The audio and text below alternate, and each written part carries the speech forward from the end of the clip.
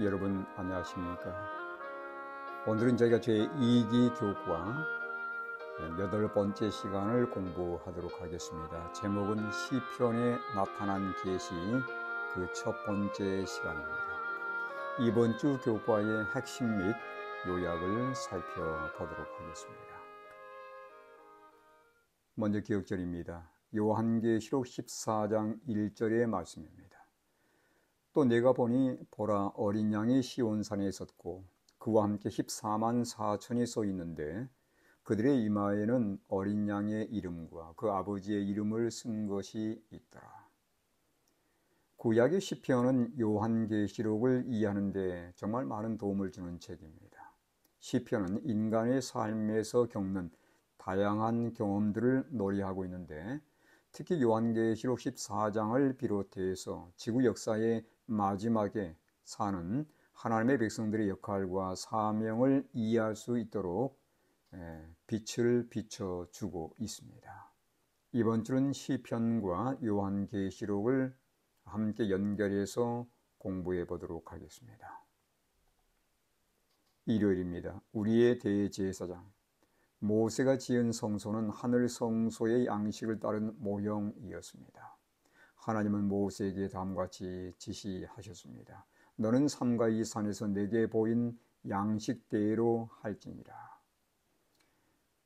하늘 성소의 대제사장이신 그리스도께서 하시는 일은 무엇일까요? 히브리서 9장 11절과 12절의 말씀을 참고하겠습니다. 그리스도께서는 장래 좋은 일에 대제사장으로 오사 손으로 짓지 아니한 것 곧 이 창조에 속하지 아니한 더 크고 온전한 장막으로 말미암아 염소와 송아지의 피로 하지 아니하고 오직 자기의 피로 영원한 속죄를 이루사 단번에 성소에 들어가셨느니라. 지상 성소의 모든 것, 제사장과 제물 기구 등등은 예수님을 예표하고 있으며 그분의 구속 사역을 말해주고 있습니다.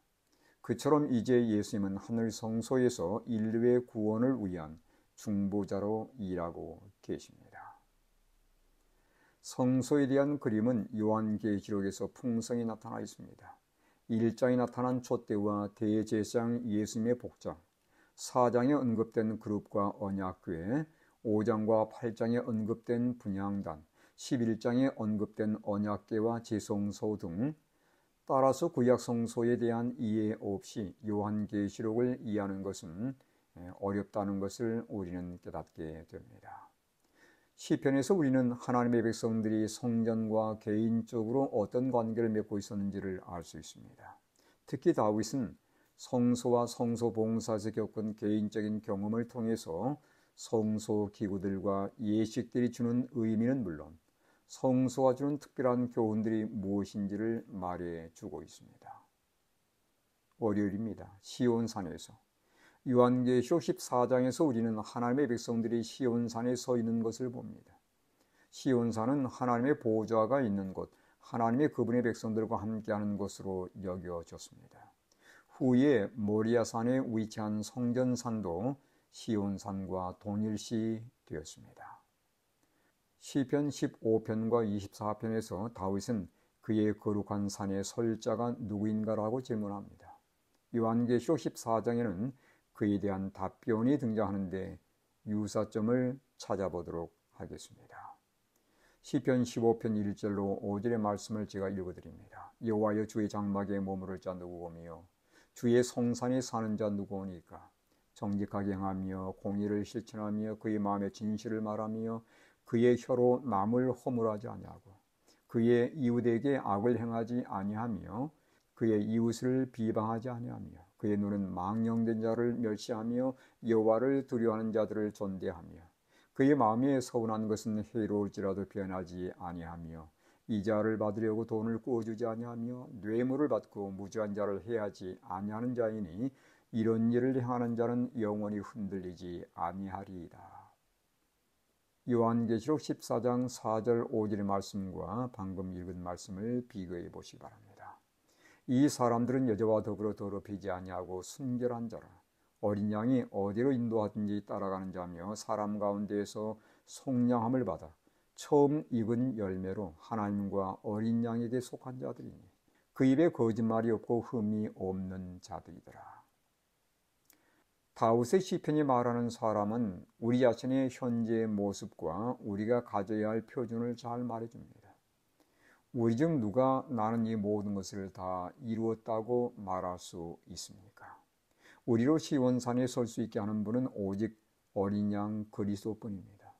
다윗의 글에는 어린 양이 등장하지 않지만 다윗이 제시하는 품성의 표준을 이루게 하실 분은 오직 그리스도뿐임을 요한계시록 14장에서 답변하고 있습니다. 믿음으로 그리스도의 의를 붙잡는 백성들은 그분의 능력으로 그분처럼 승리할 수 있다는 사실을 요한계시록 14장에서 우리에게 말씀해주고 있습니다. 화요일 우리 마음속의 법. 시온에 모인 남은 자의 이마에는 아버지와 어린 양의 이름이 새겨져 있습니다. 성경에서 이름은 성품을 의미합니다. 그들은 하나님의 형상을 회복한 자들임을 알 수 있습니다. 모세가 하나님의 영광을 보여달라고 했을 때 하나님은 그에게 무엇을 보여주셨습니까? 출애굽기 34장 19절을 보면 내가 내 모든 선한 것을 내 앞으로 지나가게 하고 여호와의 이름을 내 앞에 선포할 것이라고 말씀합니다. 34장 5절과 6절을 보시면 여호와께서 이름을 선포하시는데 그 이름이 여호와라 여호와라 자비롭고 은혜롭고 노하기를 더디하고 인자와 진실이 많은 하나님이라고 선포합니다. 시편 119편 55절은 여호와여 내가 밤에 주의 이름을 기억하고 주의 법을 지켰나이다라고 말씀하고 있습니다. 모세가 하나님의 영광을 보여달라고 요청했을 때 하나님은 그분의 이름을 선포해 주셨습니다. 그분의 이름은 자비롭고 은혜롭고 노하기를 더디하다고 말씀하셨는데 이것은 그분의 품성을 말해 주는 것입니다. 따라서 하나님의 영광은 그분의 이름에 잘 드러나 있으며 그것은 곧 그분의 품성임을 알 수 있습니다. 하나님이 그분의 영광 즉 품성을 선포할 때는 십계명을 새겨주신 때였습니다. 이것은 십계명은 하나님의 품성의 사본임을 다시 한번 우리에게 말해주는 것입니다. 따라서 요한계시록 14장에서 남은 자의 이마에 이름이 새겨진다는 것은 그들의 생각과 마음에 하나님의 품성이 새겨진다는 의미이고 하나님의 계명을 지키는 사람이라는 그런 의미도 포함이 되어 있는 것입니다. 하나님의 이름은 그분의 성품, 품성입니다. 그분의 도덕법, 십계명은 그분의 품성을 잘 드러내고 있습니다. 따라서 이름이 이마에 있다는 것은 십계명을 지키는 자라는 의미가 되는 것이죠. 마지막 때 시온산에 서는 자들은 그분의 율법을 순종함으로 그분의 품성을 온전히 드러내며 그분께 온전한 영광을 돌릴 자들입니다. 수요일입니다. 시편 5편. 시편 5편은 버림받은 자와 구원받은 자를 대조하고 있습니다. 이 시편은 남은 무리의 운동의 핵심이 무엇이라고 말해주고 있습니까?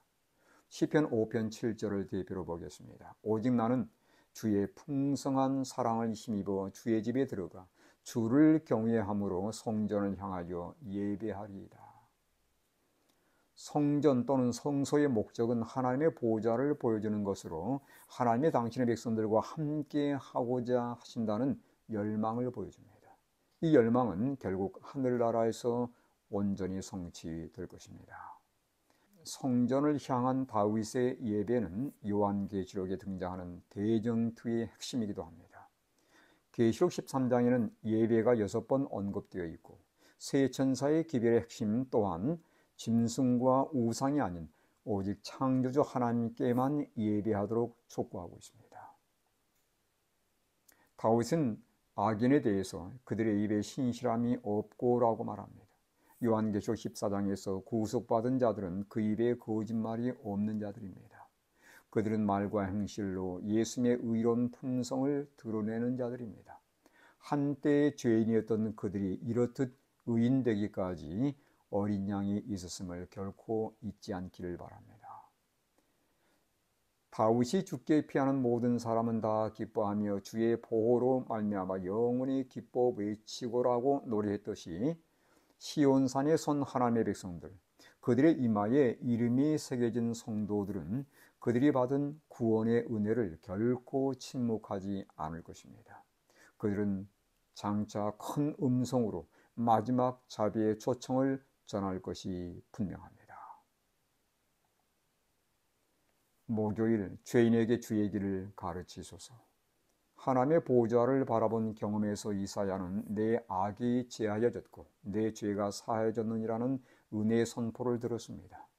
이 은혜를 경험한 후 이사야는 내가 여기 있나이다, 나를 보내소서라는 말로 그가 받은 은혜의 전달자가 되기로 자원했습니다. 이미 구원의 은혜를 받은 우리는 어떻습니까? 다윗은 용서를 받은 후 무엇을 하기로 자원했는지요? 시편 51편 12절 13절입니다. 주의 구원의 즐거움을 내게 회복시켜 주시고 자원하는 심령을 주사 나를 붙드소서. 그리하면 내가 범죄자에게 주의 도를 가르치리니 죄인들이 주께 돌아오리이다. 다윗 또한 이사야와 같은 경험을 했습니다. 그는 흉악한 죄에서 용서를 받고서 돌이킨 후에 죄인들을 돌이키는 일에 헌신하기로 결심하게 되었습니다. 요한계시록 14장의 세 천사의 기별은 영원한 복음의 뿌리를 두고 있습니다. 심판의 때가 이르렀기에 하늘과 땅과 바다와 물들의 근원을 만드신 이를 경배하라는 기별이나 바벨론 멸망에 대한 선포, 그리고 짐승과 그의 우상에게 경배하지 말라는 경고의 기별들은 영원한 복음을 이미 경험한 자들이 전할 기별입니다. 하나님의 은혜를 경험하지 않고서는 결코 하나님의 은혜의 복음을 증거할 수 없다는 사실을 우리는 기억해야 할 것입니다. 다음에 영감이 글을 참고해 보시기 바랍니다. 정로의 계단 78쪽의 말씀입니다. 누구든지 그리스도께 나아간다면 자신이 예수 안에서 얼마나 좋은 친구를 만났는지를 다른 사람들에게 알리고자 하는 마음이 일어나며 구원하고 성결하게 하는 진리를 마음속에만 가둬둘 수 없다. 만일 우리가 그리스도의 의로 옷 입고 그분이 내주하는 성령의 기쁨으로 충만하다면 우리는 잠잠할 수 없을 것이다. 우리가 주의 선하심을 맛보아 알았다면 무언가 할 말이 있을 것이다. 빌립이 구주를 만났을 때와 같이 우리도 다른 사람을 구주 앞으로 인도할 것이다. 우리가 하나님의 사랑을 경험하고 그분의 은혜를 경험하게 된다면 우리 또한 주변의 사람들에게 하나님의 은혜를 나누는 일에 열심을 낼 것임을 이 영감의 글은 우리에게 말씀해 주고 있습니다. 이번 주 교과의 결론을 보도록 하겠습니다. 다윗은 시편 15편과 24편에서 장차 하나님의 성산 즉 시온산에 설 자들에 대해서 언급합니다. 그들의 품성은 하나님의 백성들이 장차 가져야 할 품성의 표준이기도 합니다. 그들은 어떻게 그런 품성을 소유할 수 있었을까요? 요한계시록 14장에 그 해답이 주어져 있는데 바로 어린 양 덕분입니다. 그들은 어린 양의 능력과 그의 의의를 힘입어 시온산에 설 수 있게 된 것입니다. 모세의 경험에서 하나님의 영광은 곧 하나님의 이름이며 그분의 품성입니다. 특히 하나님의 율법은 그분의 품성을 잘 드러내고 있습니다. 따라서 요한계시록 14장에서 하나님의 이름이 그들의 이마에 기록된 자들은 하나님의 품성을 드러내는 자들, 곧 하나님의 계명을 지키는 자들임을 분명히 말해주고 있습니다. 그들이 세상에 전하는 기별이 곧 세 천사의 기별입니다. 그들도 한때의 죄인이었지만 복음을 믿고 의인이 되어서 그들이 받은 그 은혜를 전달하는 자들이 되었습니다. 이번 주에 우리 모두도 이러한 경험을 통해서 하나님께 영광 돌리고 하나님의 계명을 준수하며 그분께서 우리에게 주시는 은혜를 전달하는 하나님의 신실한 백성들 되시길 간절히 바라면서 이번 주 교과를 마치도록 하겠습니다.